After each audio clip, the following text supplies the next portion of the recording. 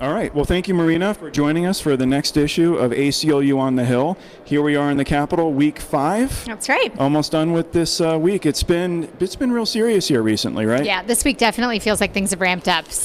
And we started it off with a press conference on Monday at noon where the ACLU of Utah, Planned Parenthood, and Alliance for a Better Utah came out with a pretty comprehensive survey about abortion and sex education. Could you describe some of the main top-line results from that survey? Yeah, well, first of all, it's important to note that this was a survey done of almost 800 Utahns, so that's quite a large number, done by Dan Jones. And there were a couple of really important points that emerged from this polling. And the first is that 80% of Utahns feel that they don't want any more abortion restrictions, especially when they understand all of the restrictions that are already in place. And so that's a pretty remarkable number. That means 8 out of 10 Utahns who were surveyed felt that way. That, is a number in spite of, or I guess I should say, that included polling people across all party lines, religious affiliations.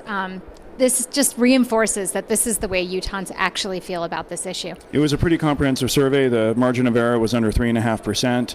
And like you said, when we showed everyone what restrictions were in place, 80% of Utahns said no more. That's right. And that was consistent even for conservatives and Republicans. People realized, look, we don't need any more of these. That's right. There were also really favorable numbers when it comes to access to contraception and funding for contraception and sex education.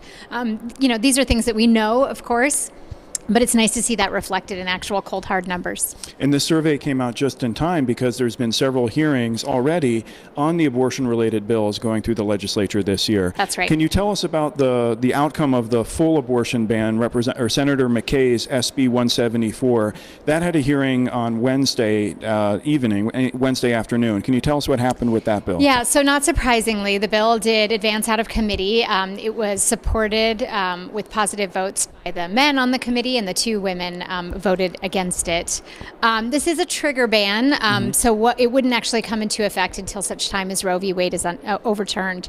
But nonetheless, really a harmful piece of legislation. If you look at the actual wording, some very dangerous and inflammatory terms that I think are quite objectionable to medical providers in this state. And you testified, I believe, that you have been around for a long time on the Hill, and you've seen almost every year new abortion restrictions coming up. I think you said something on the order of 40 or 30 abortion restrictions in the past couple decades? There have been 30 new restrictions that have been passed by the legislature in 45 years, so that's quite a few, yes. And this one would be a trigger ban, you mentioned, which means it doesn't go into effect until a court of record, which would be like the Supreme Court of the United States, would make a decision that would allow it to go into effect. That's right. Okay, we have another bill related to abortion. That would be what we call the ultrasound bill. I believe that is HB 64, that's right, from Representative Christiansen. Right. That bill has a hearing on Friday, is that right? That is right. Okay, and that bill we talked a little bit about last week, but we're preparing for that hearing right now. That's right. So this is the bill that would require would mandate the medically unnecessary ultrasounds. There's been an amendment. I understand this is coming from a response to some of the healthcare providers who are worried about the cost. And so this cost is being shifted. There's the possibility to shift it onto the patient. So I think another really egregious sort of addition to the language. One more of those restrictions that Utahns have told us in the survey that they don't want anymore. That's correct. It will be heard in committee along with HB 65 from Representative Jennifer Daley Provost. That bill actually makes some positive steps in terms of dealing with abortion and particularly in the cases of rape. Is that right? Yeah, that's right. So a lot of the restrictions on abortion that are on the books here in Utah do make exceptions in the case of rape and incest. But unfortunately, when somebody is raped, they actually have to go to law enforcement and report that in order to take advantage of these exemptions. We know that rape is one of those crimes that goes unreported a lot of times for a variety of different reasons. It's underreported, and so that's problematic, of course. There are many reasons why a woman might choose not to come forward and report: fear of being believed. Sometimes there are abuse situations that complicate that decision, and so this bill would aim to take away that burdensome requirement. Gotcha. So a bill that would really make it easier for women to seek an abortion without going through some of the harsher criminal justice issues there. And especially women who are victims of rape. Yes. Okay. One bill that came up this week that has gotten a lot of attention deals with disrupting meetings, something that has been a part of our history in America going back to the Boston Tea Party and the Continental Congress. That is SB 173 from Senator IPSON down in southern Utah.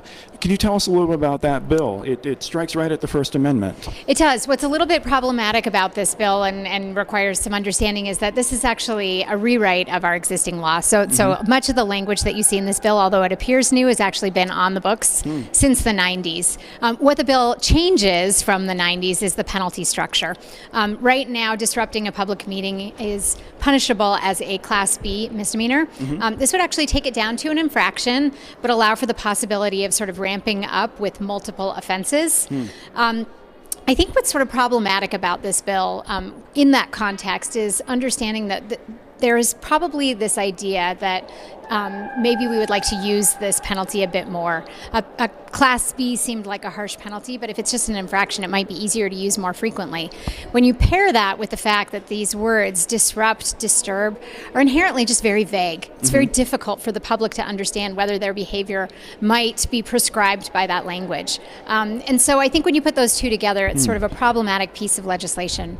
It did pass out of committee this morning. We are working alongside some other partners to see if there are some amendments that can be made to improve the bill, and we may just choose to oppose the bill outright. We'll just have to wait and see how the language evolves. Okay, so there's potential to actually improve the bill to make it something that would be more, better for the ACLU, better for people who want to exercise their First Amendment rights. Absolutely, and that's what we said to the sponsor. As long as you're opening up the statute, there's an opportunity for us to make these words better, to make this language more defensible, because right now there's every possibility that the state could be sued on grounds that this language violates the First Amendment and that it's vague and overbroad. Well, that really highlights some of the work you do on the Hill here, working behind the scenes, working with sponsors, working with other groups to change things so by the time they work their way through the legislature, they're a lot better than the way they started out with. That's right. Lastly, let's talk about a bill that you've worked a lot on. That's HB 206, has to do with bail and pretrial detention. Right. Representative Stephanie Pitcher's bill. That bill's been moving along. Can you tell us about it and where it is and what you hope happens? Yeah, after much negotiation, it's actually taken up until the 5th week for this bill to make its way onto an agenda for a hearing. The bill did get a hearing earlier this week, passed out of committee on an 8-3 vote, so pretty positive support for it. Yeah. What's notable about this bill is after all of the negotiation, you have almost every entity in the state who cares about criminal justice issues supporting the language, and really the only voice on the other side is the bail industry. So I think that tells you probably a lot about what the bill does. Truthfully, this is not bail reform like we have seen in other states, like New Jersey, New York, California, places that are really moving forward with aggressive and exciting bail reform propositions. This is pretty moderate, pretty mild, but nonetheless, we think a helpful step forward. And really what the bill does is it tells a judge who is setting bail to consider and use the least restrictive means to hold somebody. And taking into account public safety issues, whether somebody might be a flight risk, and also, and very importantly, taking into account if they decide to impose financial conditions, monetary bail, that they take into account whether the defendant can actually pay that amount of money. Gotcha. And one thing to keep in mind is these are people who have not been convicted of any crime. A lot of folks in jail, county jail, right now are there simply because they're in this pretrial detention. That's right. And what we have in Utah and in lots of places in this country is sort of a two-tiered system where those who can afford monetary bail are able to bail out immediately, regardless of whether they may be a public safety risk. Just depends on if they have money. Yeah. Meanwhile, those who cannot afford to pay bail languish in jail for days, for weeks.